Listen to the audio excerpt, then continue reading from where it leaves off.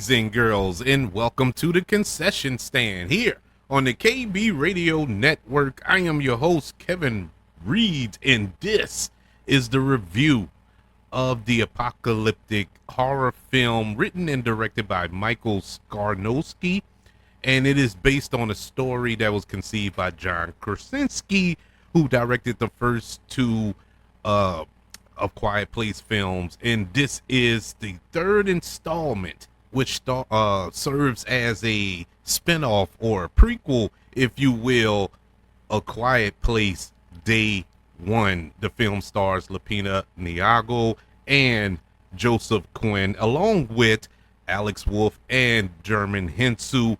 This is this is a film that I was highly anticipating for the simple fact I enjoyed the first two Quiet Place films so much. I love those films because there are different takes of the horror genre. It isn't just monster movies or an alien movie or invasion movie, I should say.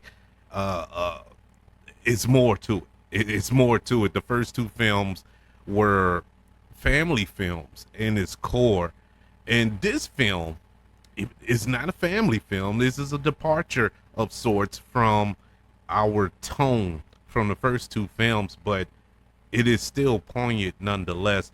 The writer-director of this film, Michael Skarnowski, he directed a film a couple of years ago with Nicolas Cage called Pig. And admittedly, I was late to the party with that film because I'm like, why would I want to watch a revenge film about Nicolas Cage running around seeking vengeance for somebody who stole his pig? That's the movie. That's the basic synopsis of that film. But that's not the film. I assure you, Pig is such an amazing movie and one of the best Nicolas Cage performances in recent memory. I enjoyed Pig so much. So when he came aboard as the director of this film, I was very excited because it has the same sensibilities as A Quiet Place. You know, I'm talking about Pig as far as the tone is concerned. As far as kind of nervousness going into this film, there are a couple of things that I was nervous about going into this. You know, like I mentioned before, the first two films in this franchise, A Quiet Place and A Quiet Place Part 2, were directed by John Krasinski, and he did a phenomenal job with those films. I mean, the direction in those movies were so good to the point where I want John Krasinski to direct more films. I like him as an actor. I like him as an actor, but I love him as a director. He is a amazing director. And I was a little disappointed that he didn't direct this film, but as I said, okay, if we're gonna do this differently, get a different director, Michael Skarnowski is a pretty decent replacement. And it's not like John Krasinski didn't have a part in this film. He did write the story for this film, so he still had his toe in the water when it came to A Quiet Place Day One. My other kind of nervousness, and I'm admitting this now because when I was sitting in the theater watching this movie, I was wondering, why did I have that feeling? The feeling was Lupita Nyong'o. I was worried on how she was going to carry this film. As phenomenal of an actress she is, she's an Academy Award winning actress, people. So I'm not. I feel like an idiot saying this. I don't even know why I'm confessing this, but hey, I try to be open and honest with all of you. I have never seen her lead a film of this caliber. You know, yes, she was in Black Panther, of course, in the sequel. Yes, she was in Us. She led that film, but that was more, not so much an ensemble. Well, I guess it was kind of ensemble, and that was more of a Jordan Peele film. You know, that wasn't really a Lupita Nyong'o film. You know, so this is her. She is carrying this movie. She is in it from beginning to end. Literally, the first shot of this film is her. the final shot of this film is her. Spoilers. It as a joke spoiler, but I'm not gonna spoil the movie because we were gonna do a full spoiler review, but I decided not to because if you haven't watched this film, I don't want to be the one to break it. This is a film that you need to experience. Uh, I'm dancing around it, but here it is. I loved A Quiet Place Day One. This is probably one of the best, and it's only three of them, but it's one of the best in the franchise. But this is up there with the first, with the tippy top, man. The first one, I love this movie. I love how this movie is constructed. I love how this movie plays out. I loved how it was paced. Well, I liked how it was paced. I can honestly tell you because I was told to be honest and tell the truth when I do this review. I went to go see this film with my girls, and there was a moment in the film. I guess you could say the end of the second act started the third act, where I dozed off for a couple of seconds. I did do I dozed off for about 2 or 3 seconds, and we got out the theater. My daughters made it a point to mention it, and also made it a point that I had to mention it on here. So there you have it. But I didn't miss anything. It was just for a couple of seconds. I didn't nod off and miss the whole second act of the film because I've done that before. But it wasn't the movie's fault per se. It was more or less, well, I didn't sleep the night before. I didn't get any sleep. I couldn't go to sleep for whatever reason it was. And so I was tired, and then it hit me while I was sitting in the theater with the reclined seats and all that. I was like, oh, come on. And so I got too comfortable, and I think I dozed off for a second. But I saw the entire movie, except for those 3 or 4 seconds that I kind of nodded off. I don't know. I didn't time it, but I do remember every aspect of it. There's nothing I missed, story rise and all that. But there was moments of quiet. There was, just, it's a quiet place, duh. But it was so quiet. It was really nothing happening at particular points in this film where you probably will get a little drowsy if you're not 100% in it. But me, I just didn't sleep the night before. But you get where I'm coming from. But other than that, this movie moves pretty good. This movie has a really good pace, and just like the previous two installments in this franchise, it's not super horror film for the whole 1 hour and 40 minutes. It's at moments, earned moments, should I add, those moments of horror, those moments of dread, the moments of tense drama. They're there, but it's not too many of it. But you're there for the story. You're there to follow our main leads. You followed John Krasinski's character in the first film. You followed the character of Reagan in the second film. And in this film, you're following Lupita Nyong'o's character. And her character, aside from this alien invasion, is going through something on her own that is, some may compare to this alien invasion, if not worse than this alien invasion that she's going through. And it's tragic, man. It's tragic, especially if you know somebody who had to deal with this disease, cancer I'm talking about here. If you know somebody who had to go through all that, if you know somebody who was at the end, who was in hospice and pretty much just sitting around waiting for their clock to get punched, it's dreadful. And I know firsthand of people that have experienced this, and hey, you may not know somebody, you may be going through it. And if you are, my prayers are with you. But that element that you added to this franchise worked. That could have been easily mishandled, in the wrong hands. This could have been mishandled so bad, not taken seriously, kind of offensive or disrespectful or whatever, but it wasn't. This was handled so well. And man, I mean, her Lupita Nyong'o, once again, I feel when we get to award season at the end of the year, the beginning of next year, her name should be in the running. Her performance in this film is probably her best. I'm being dead honest here. I When she won for 12 Years a Slave, I was like, okay, that's good. But I really didn't dig 12 Years a Slave. So I really couldn't analyze her performance in that movie because slave movies just don't do it for me, for obvious reasons. I hate those movies.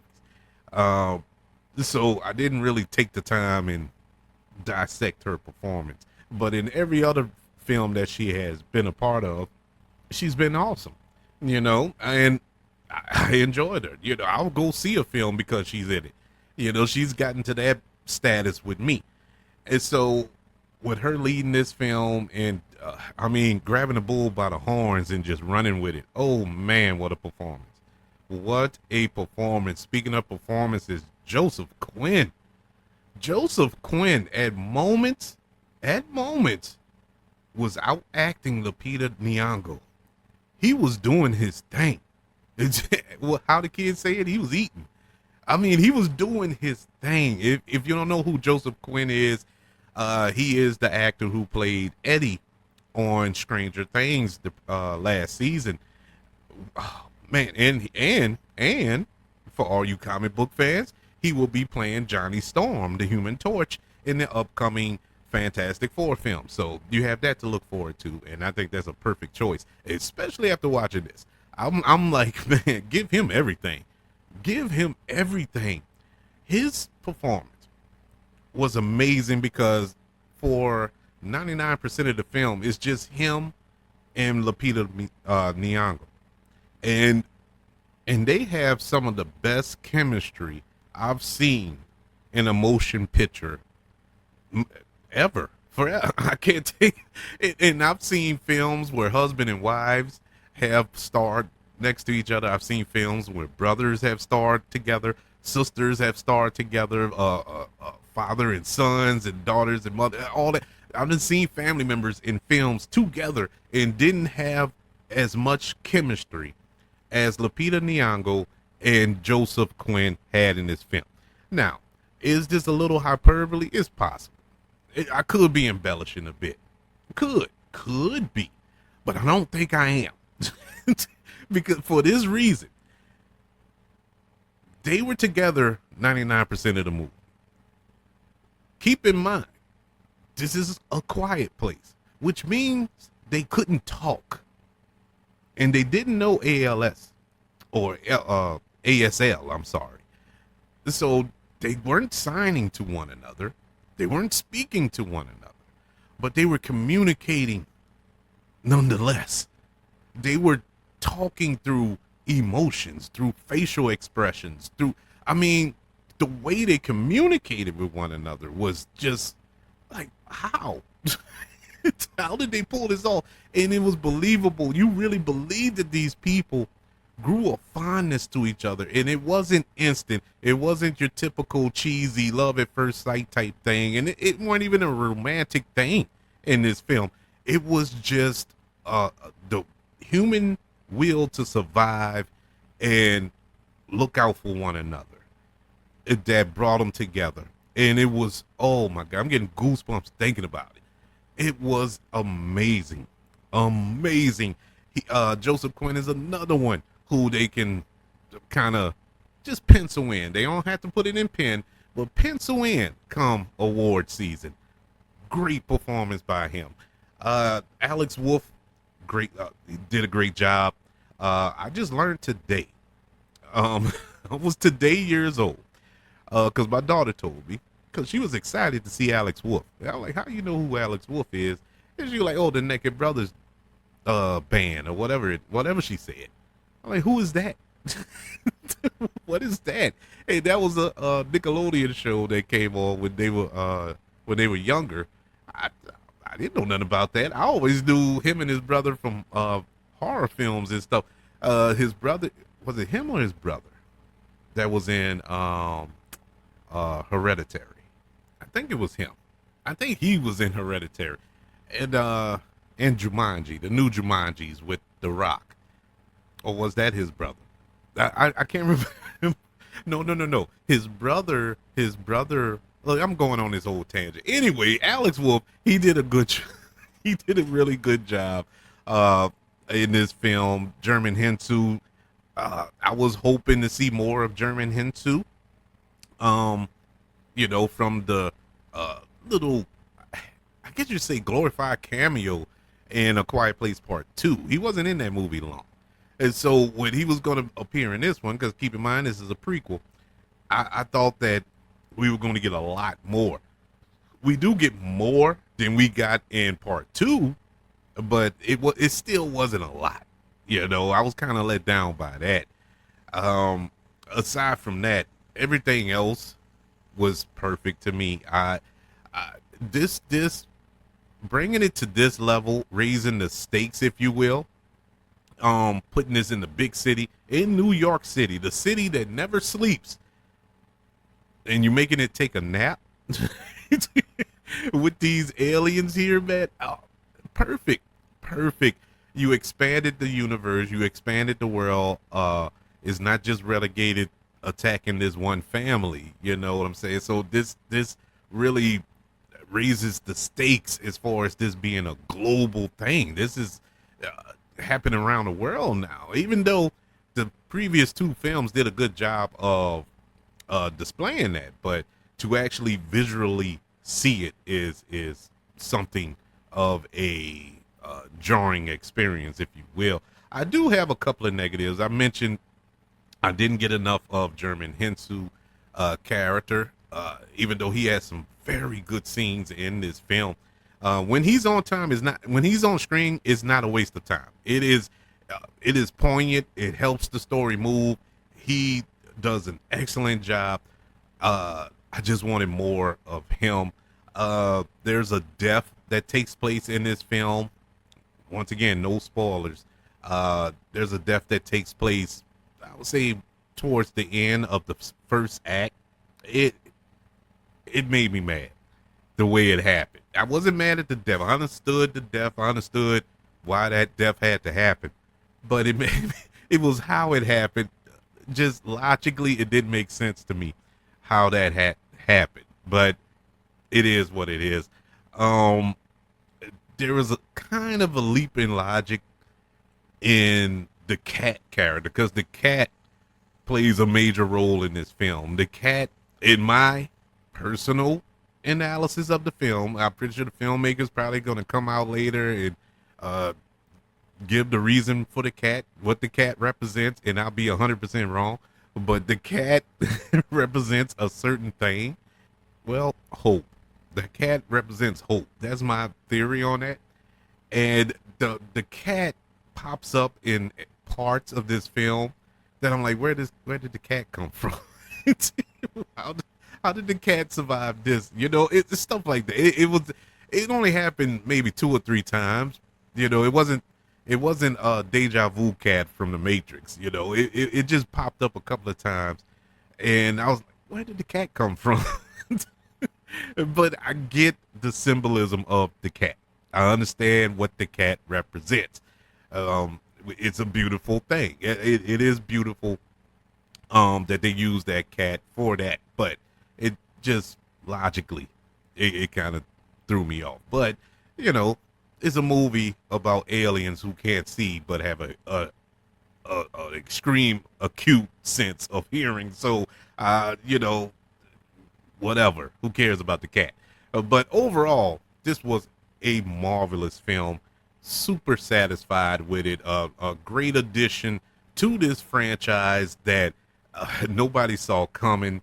A Quiet Place Day 1, which is currently in theaters, gets a letter grade of an A. It is clearly one of the best films of the year, in my opinion. Definitely, the best horror film, I would say, is this year. I think it's excellent. But I would like to know, what did you think? Did you enjoy A Quiet Place Day 1? Are you looking forward to A Quiet Place Part 3, which is scheduled to come out next year? I don't know. We'll have to wait and see. But I would love to know your thoughts. Email the show, kbradiopodcast@gmail.com. You can also search for the show on all social media platforms. Just search for the KB Radio Network. Also, search for the KB Radio Network channel on YouTube. Subscribe and like this video if you don't mind. Don't forget about the 5 stars, the reviews, and sharing this show. If you're listening on Apple Podcasts, Spotify, iHeartRadio, wherever you are currently listening to the concession stand here on the KB Radio Network. Everybody, thank you for joining me for this review of A Quiet Place Day 1. Can't wait to speak to you on the next go round. I want you all to know that I love you. Continue to love everyone. And until we speak again, you all be blessed.